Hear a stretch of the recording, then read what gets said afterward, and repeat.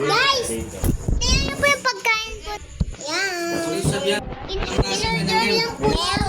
Nag-order lang po kami. Oo, kayo nasa. Sumako lang po, ako wala.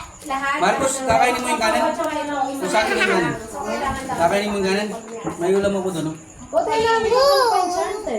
Kakainin mo yung kanin? Ha? Hingin daw ni Tito Edward yung kanin. Ano? Kutin mo ang nuggets ko. Nuggets ko yun. Napipit natin.